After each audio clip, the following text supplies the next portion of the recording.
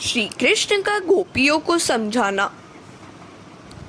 जब गोपियां श्री कृष्ण के पास ऐसी दौड़ी हुई आई तो श्री कृष्ण ने गोपियों से पूछा, ऐसी दौड़ी दौड़ी क्यों आई हो तुम सब?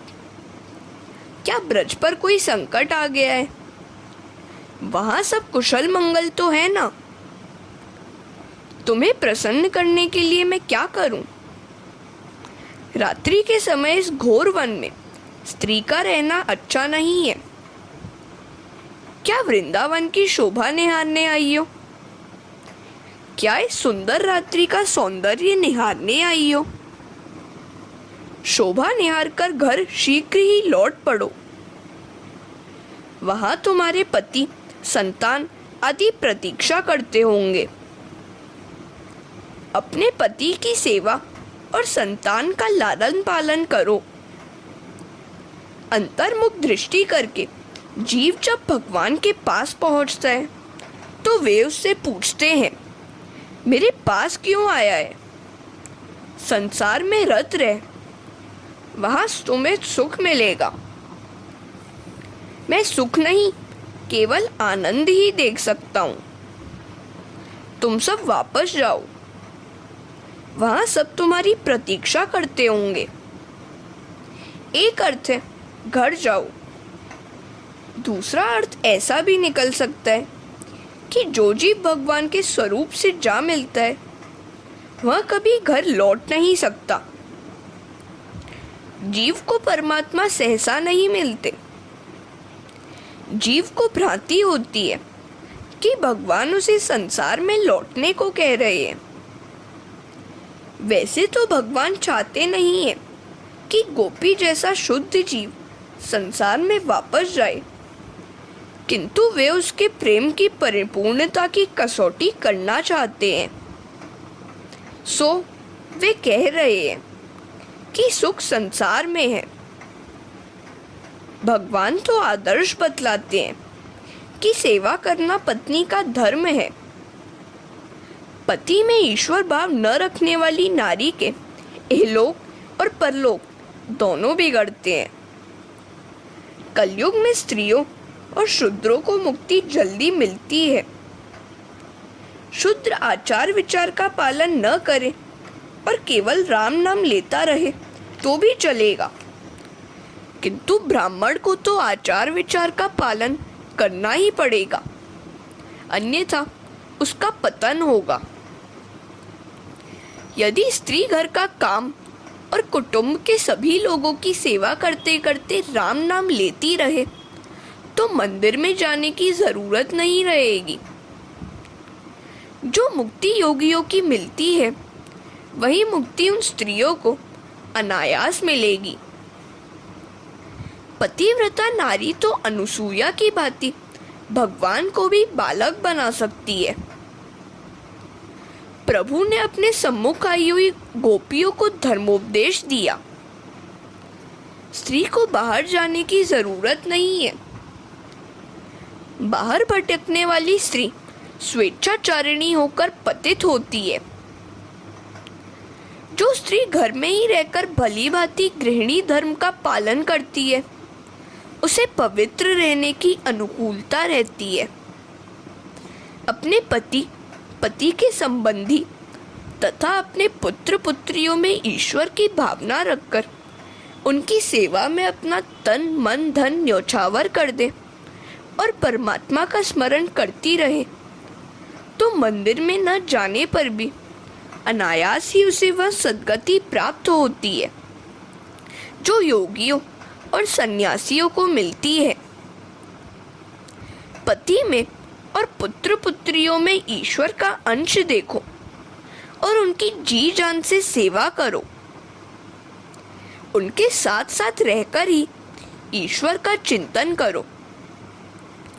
पति में ही ईश्वर की भावना करके वियोगावस्था का अनुभव करके स्मरण और ध्यान से चित्त एकाग्र करो। तुम सब अपने अपने घर जाओ। माता अनसुया ने पति सेवा के बदले ही ब्रह्मा, विष्णु, महेश को बालक बना दिया था। पतिव्रता धर्म सबसे बड़ा है। हरे कृष्णा। एक पतिव्रता नारी अपने पति की जी जान से सेवा करती थी। एक दिवस उसके पति काम धंधे से निवृत्त होकर बड़ी रात बीते आए। बहुत थक गए थे तो पत्नी ने अपनी गोद में उनका सिर रखकर उन्हें सुला दिया। पति तुरंत ही गहरी नींद में डूब गए। एक खाट पर इसका 2 साल का लड़का सोया हुआ था। खाट के नीचे अंगारे रखे हुए थे जिससे लड़के को सर्दी न लगे। लड़का नींद में करवट बदलने लगा। इधर माता सोचने लगी कि कहीं लड़का अंगारे पर जा पड़ा तो क्या होगा, मैं उसे उठा लूं। किंतु वैसा करने से तो मेरे पति की नींद में बाधा होगी। मैं पति को कैसे तकलीफ दे सकती हूँ। नहीं, मैं बेटे को नहीं उठाऊंगी। पति सेवा करते हुए वह ईश्वर स्मरण करने लगी। बेटा अग्नि में गिर पड़ा किंतु वह सच्ची पतिव्रता नारी का पुत्र था। अग्नि उसका कुछ न कर सकी। अग्नि तो चंदन सी शीतल हो गई। अग्नि की ज्वाला सारे विश्व को जला सकती है किंतु पतिव्रता नारी अग्नि को भी जला सकती है। महापतिव्रता नारी से तो अग्नि भी डरती है। श्री कृष्ण उन गोपियों से कहते हैं, अपने घर जाओ। उस महान पतिव्रत धर्म को छोड़कर यहाँ क्यों आई हो? अपने पति और संतान को भगवान का अंश मानकर उनकी प्राणपण से सेवा करोगी तो घर में रहने पर भी तुम्हारा कल्याण ही होगा। श्री कृष्ण आगे कहते हैं, मेरे संयोग की अपेक्षा मेरे वियोग में तुम्हें कई गुना अधिक सुख मिलेगा। वियोगावस्था में मेरा भली भांति ध्यान स्मरण होता रहेगा और प्रेम भी अधिक पुष्ट होगा। संयोगावस्था में दोष दर्शन शुरू हो जाता है। वियोगावस्था में गुणों का ही स्मरण चिंतन होता रहता है। तुम्हारा प्रेम शुद्ध होगा तो तुम मेरे स्वरूप को प्राप्त कर सकोगी। अपने पति और संतानों को छोड़कर यहाँ दौड़ आना ठीक नहीं है, उचित नहीं है। ध्यान की आरंभावस्था में साधक का चित्त चंचल होने के कारण उसे चारों ओर अंधेरे का ही दर्शन होता है, ईश्वर रूपी प्रकाश का नहीं। यदि वह निराश न होकर प्रयत्न करता रहे तो अंधकार चीरकर प्रकाश अवश्य आएगा। भगवान ने गोपियों को घर लौटने की आज्ञा दी तो उन्हें दुख हुआ। आज भगवान ऐसे निष्ठुर क्यों हो गए हैं? उन्होंने भगवान से पूछा कि आज आप ऐसे क्यों हो रहे हैं? भगवान ने उनसे कहा, देह का स्वामी पति है। इस शरीर का कोई पिता होगा, पति होगा, किंतु आत्मा का पिता पति कोई नहीं होता। आत्मा का धर्म है प्रभु से मिलन। इस प्रकार भगवान ने उनको देह धर्म का उपदेश किया तो गोपियां प्रभु को आत्म धर्म का उपदेश देने लगी। आप आज ऐसे निष्ठुर क्यों हो गए हैं?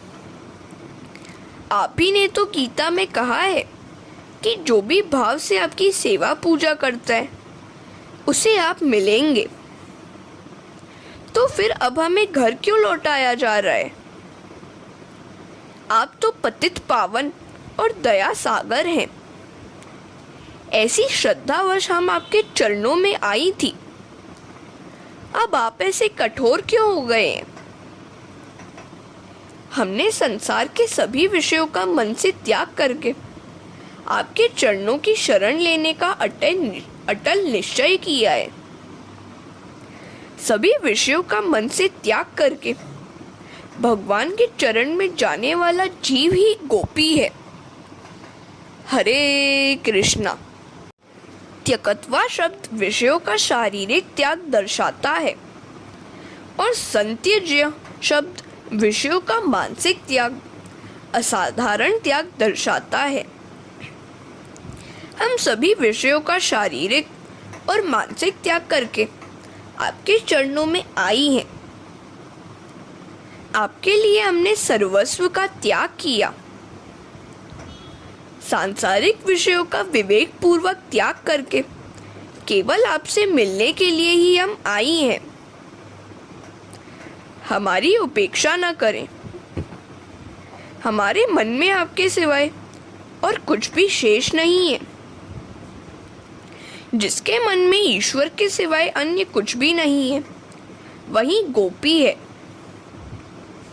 इस संसार के विषयों का जब तक मन से त्याग न किया जाए, भक्ति नहीं हो सकती। सच्चा त्याग कबीर का मन से दिया उतार। शारीरिक त्याग तो जीव तुरंत कर सकता है, किंतु मानसिक त्याग करना बड़ा कठिन है। मानसिक त्याग न करें और केवल शारीरिक त्याग ही करें तो दंभी हो जाएगा। मानसिक त्याग ही मुख्य है।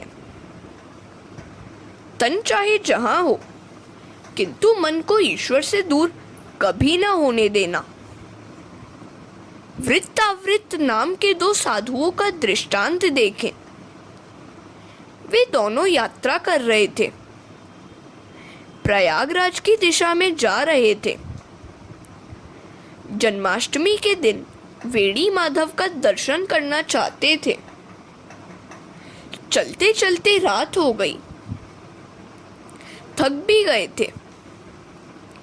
एक वेश्यागृह दिखा तो आवृत ने कहा, जोरों की बरसात हो रही है, अंधेरा भी है, रास्ता दिखता नहीं है और मैं थक भी गया हूँ, सो मैं तो आज यहीं रहूंगा।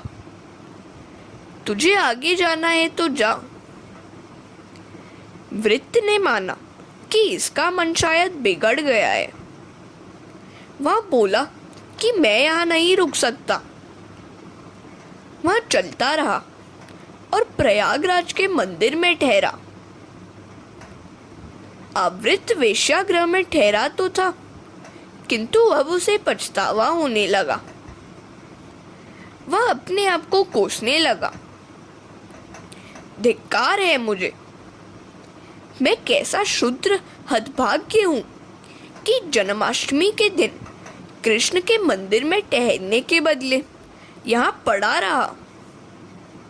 मेरा मित्र वृत्त कितना भाग्यशाली है कि इस समय प्रभु के मुखारविंद का दर्शन कर रहा होगा। मंदिर में उत्सव हो रहा होगा। वैष्णव लोग प्रभु का दर्शन कर रहे होंगे। वहां भजन कीर्तन आरती वंदन हो रहा होगा। कितना भव्य और पवित्र होगा वह दृश्य।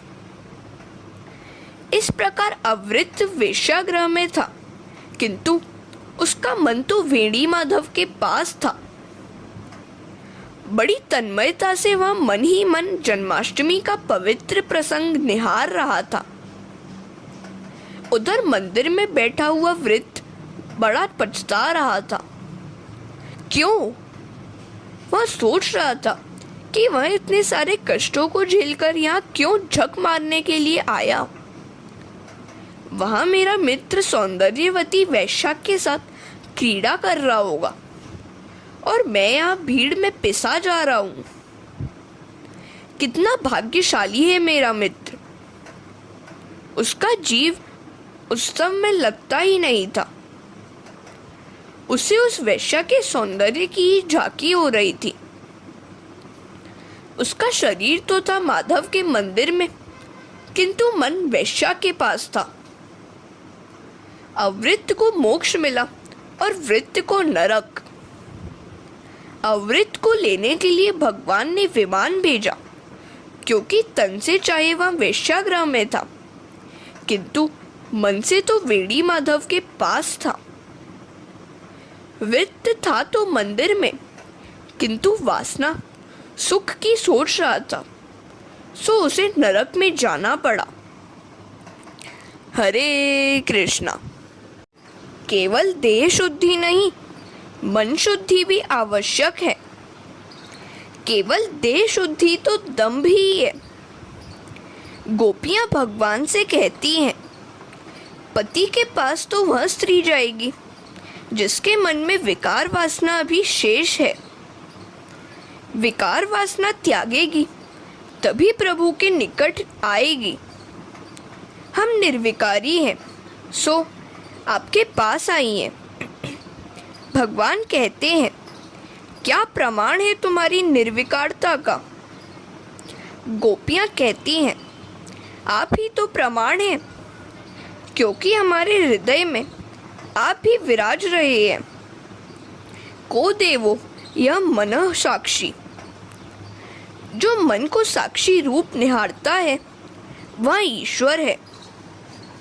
वे मन के भाव कुभाव तो परख लेता है। यदि हम में कोई विकार है तो वह आपसे छिपा तो होगा ही नहीं। आप किल बंधुर आत्मा है, हम निर्विकारी हैं। अब तो एक ही इच्छा, एक ही वासना बाकी है, वह है आपसे मिलने की। ईश्वर परिपूर्ण वैराग्य, प्रेम, भक्ति और ज्ञान मांगते हैं। उनको कुछ भी ओछा अधूरा स्वीकार्य नहीं है।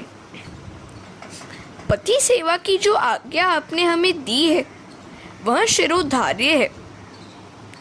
हमारे शरीर के पति घर में है, किंतु आत्मा के पति तो आप ही हैं। आप पति में ईश्वर की भावना रखकर उसकी सेवा करने को कहते हैं, किंतु पति में ईश्वर की भावना तो स्त्री के लिए आवश्यक है जो आपको देख नहीं पाती। हमने आपके प्रत्यक्ष दर्शन किए हैं, सो अन्य किसी व्यक्ति में ईश्वर का आरोप करने का प्रश्न ही नहीं उठता है। भावना, कल्पना, आरोपण तो वियोगावस्था में करना पड़ता है, संयोगावस्था में नहीं। परमात्मा के या किसी व्यक्ति के प्रत्यक्ष दर्शन का अवसर न मिलता तो तभी उससे संबंधित मूर्ति, छवि या अन्य किसी वस्तु में उसका दर्शन हम करते।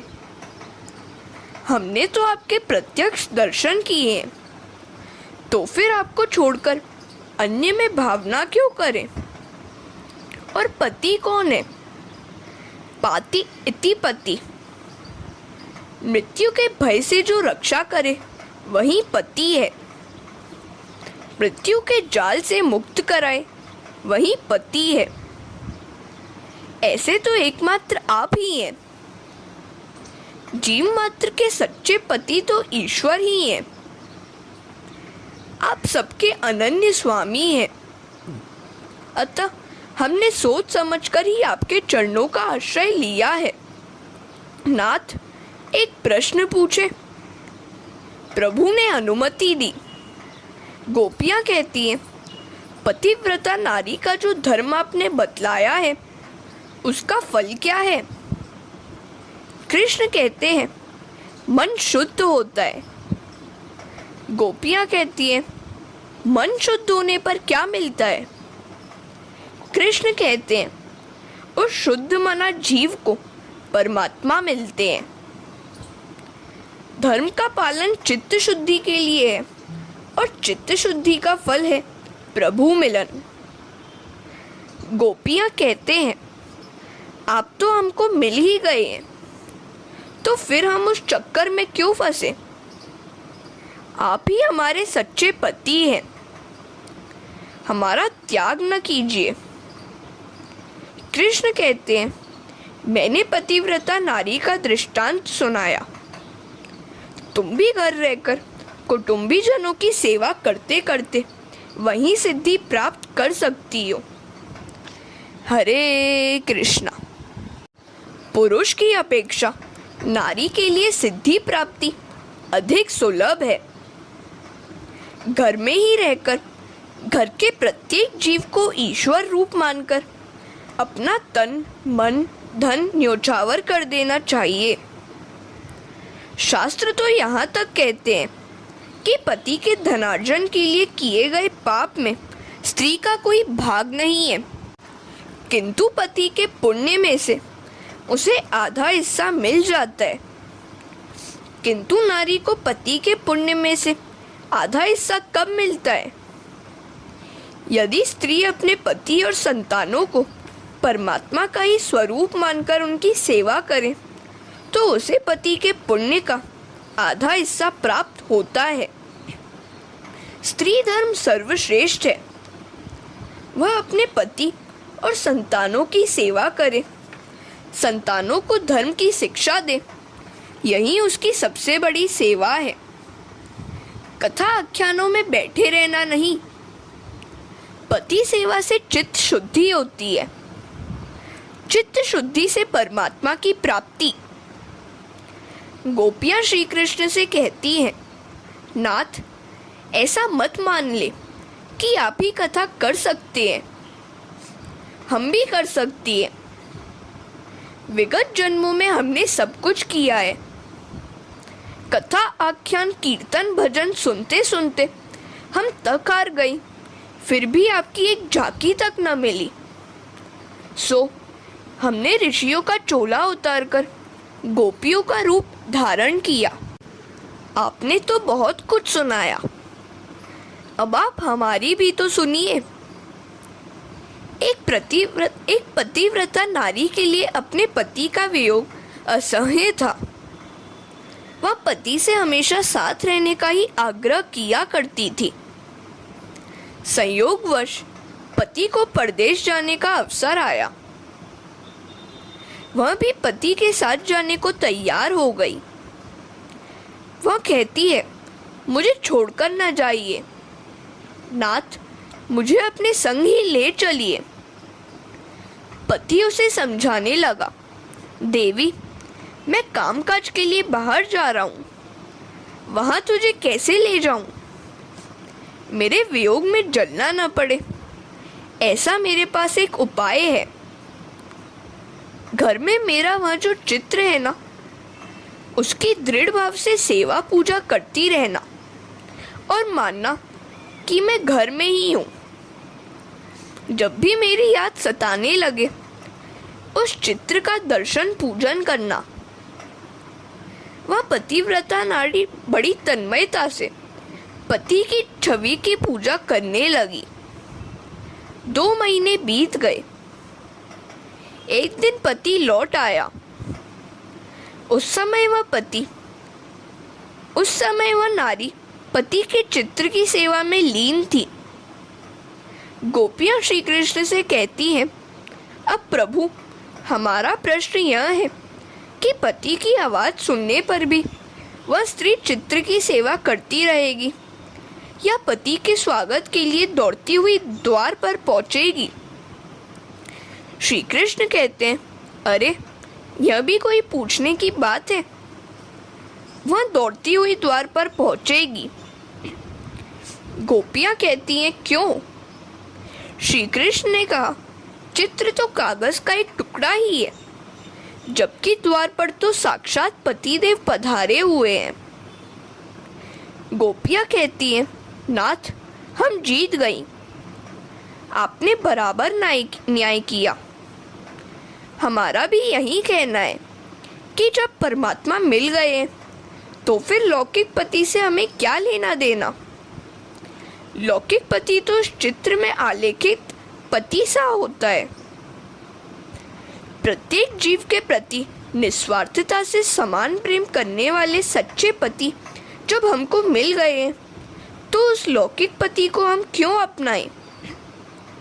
लौकिक व्यक्ति के प्रेम में तो हमेशा कपट और स्वार्थ ही होता है। किंतु यह बात आजकल की साधारण नारी के लिए अनुसरणीय नहीं है। जब तक परमात्मा से साक्षात्कार न हो पाए तब तक तो पति में ही परमेश्वर की भावना करनी होगी। हरे कृष्णा। परमात्मा के प्रत्यक्ष दर्शन होने के बाद पति में प्रभु की भावना न की जाए तो कोई विशेष बाधा नहीं है। भावना वियोग में ही करनी पड़ती है, संयोग में नहीं।